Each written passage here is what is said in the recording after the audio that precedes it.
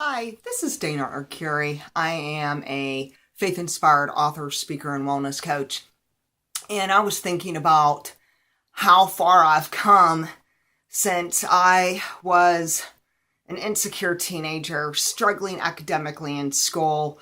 My strengths back then were just basically being a social butterfly, making friends, and I loved writing.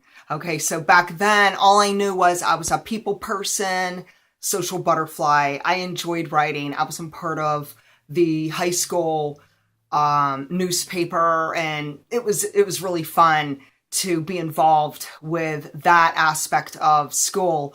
But behind the scenes, I may not have told everyone what was going on in my life. And when you're a teenager, you don't want people to know that you're failing and that you struggle so badly in school. And so I grew up feeling really bad about myself. I think back in those days when you're growing up in the 60s and 70s, that the way they taught school is a little bit different than now. And so academically, I didn't feel that I had many strengths other than writing and possibly public speaking. But because I had such struggles, especially in math, I didn't do well with numbers, that I just felt that the focus in high school and the focus as I was growing up and then becoming an adult, all the focus was on my failings and my weaknesses and anything and everything that I didn't do well. And so there was this burden on me where I felt like a loser. I mean, really, if you want to nail it for what it's worth, I felt like a failure in life. One thing people don't know about me, and this is my first time to publicly share this, I almost cringe to put it out there, but I'm going to be authentic and I'm going to be real. I quit high school. Yes, I confess, I am a high school dropout. So what was happening was I was struggling miserably. There was no such thing back in those days as special education or getting a diagnosis or being aware of a potential learning problem or any kind of focus or concentration problems such as ADHD. So technically, I was just a young girl who was struggling and lost in the shuffle. And I had such insecurities that I eventually dropped out of high school. And of course, my mother was not thrilled with the idea, but as an 18-year-old, I could legally quit and not really have to listen to my parents. And back in those days, I admit I was a rebellious spirit who had my own ideas and my own thoughts. And so I decided to quit school, venture out into the workforce. And shortly thereafter, I realized minimum wage was just not enough money and that I needed a skill. And so I decided to get my GED and I studied all summer. I took a GED course to potentially successfully pass this major exam, and which, thank goodness, on the first try I did, I successfully passed, and I had a GED, which does take the place of a high school diploma.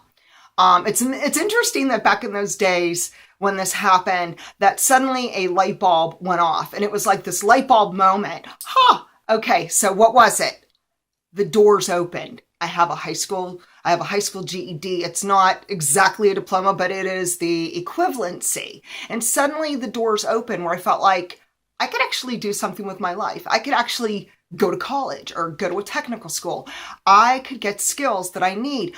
And so I ventured onward, and that's what I started doing, is looking into college and so forth, and one thing led to another.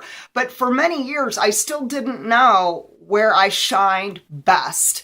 And I had ideas on areas that I did well in and that I liked. One was the beauty industry and doing makeovers, and that's how I ended up for 25 years in the beauty industry.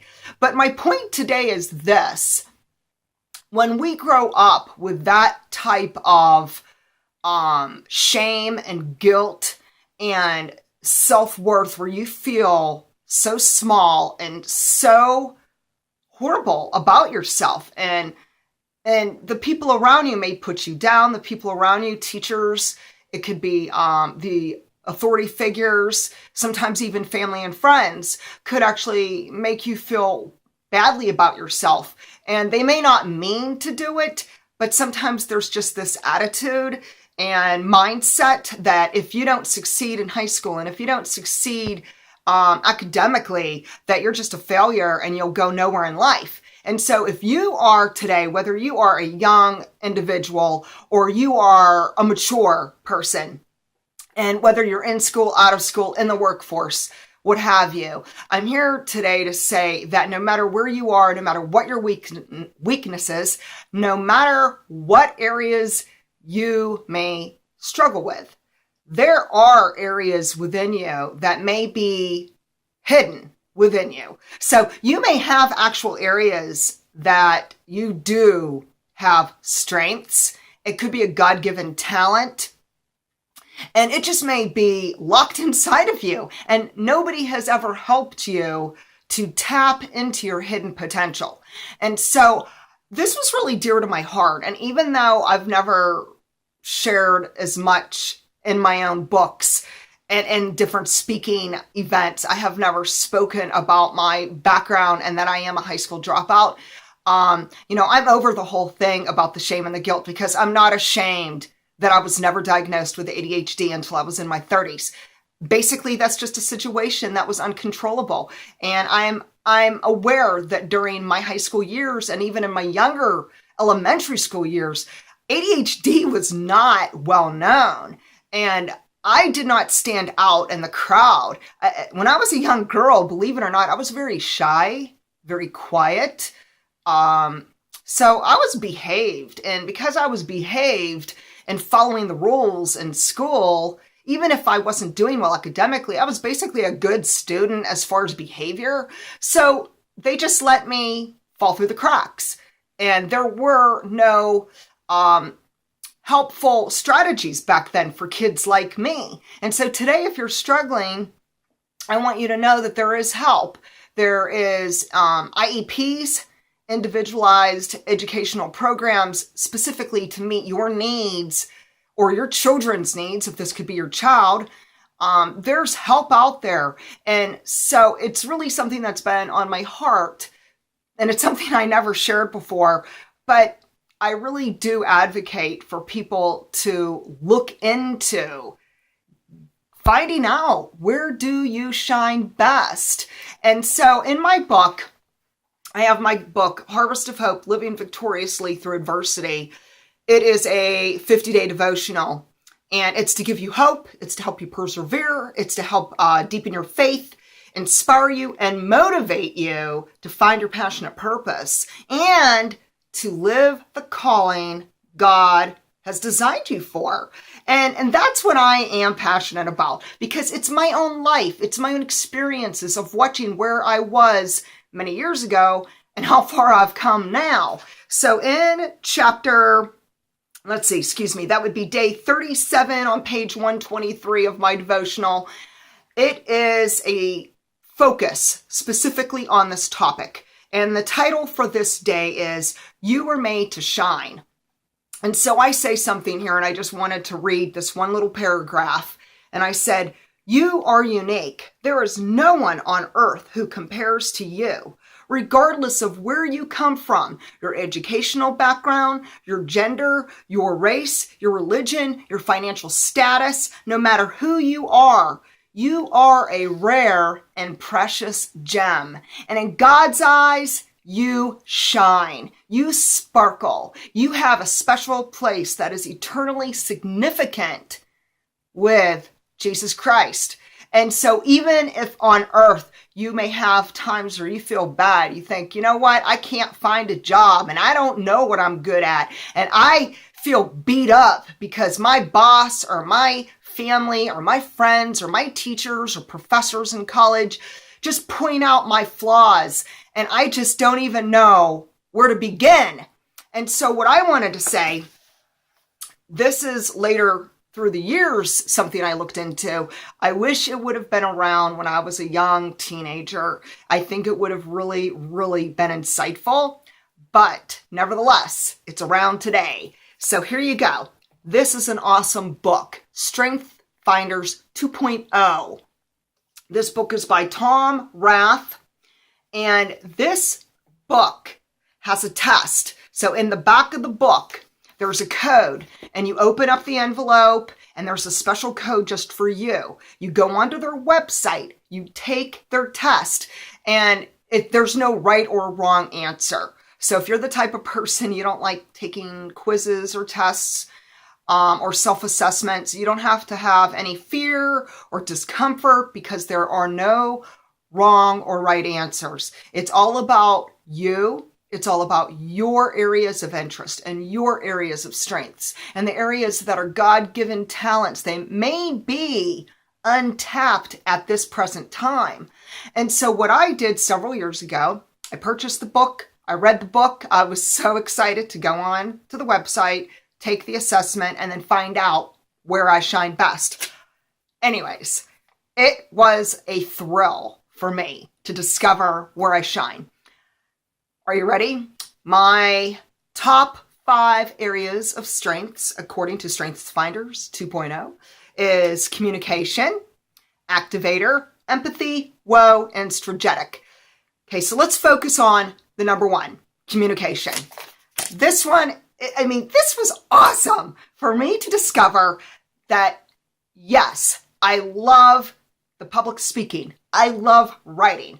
I love encouraging and ministering to people through writing, through books, through blogs, through webinars. That is where I shine. And so it was basically a confirmation that I was on the right track. I had a hint that this is where I shine best, but it just confirmed, yes, this is very well a strength and an area that I need to focus on.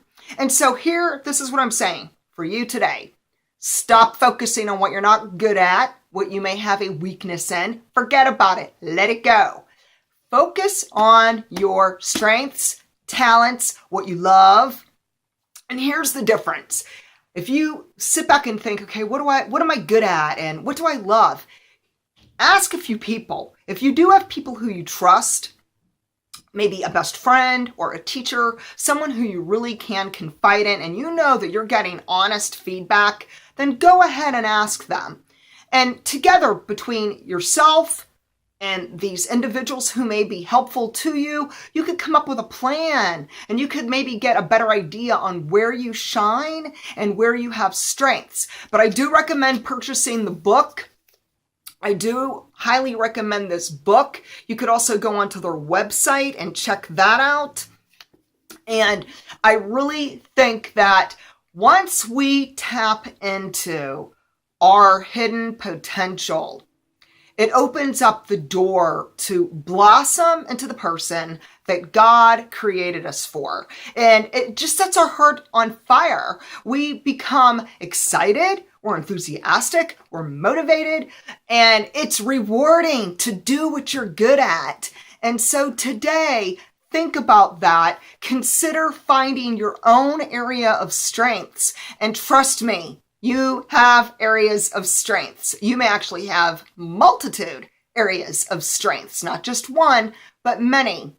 And so another idea, if you'd love to have a daily devotional and something to encourage you and spur you on, then you could consider my devotional, Harvest of Hope, Living Victoriously Through Adversity, the 50-day devotional, to help you really zoom into your calling and to help build up that strength and to just give you a passionate purpose in life. And I thank you for taking the time to watch my video. If you'd like to connect with me on social media, you could look for Dana Arcuri on Facebook or my author page. You could also go to my website, danaarcuri.com. Thank you and have a great day.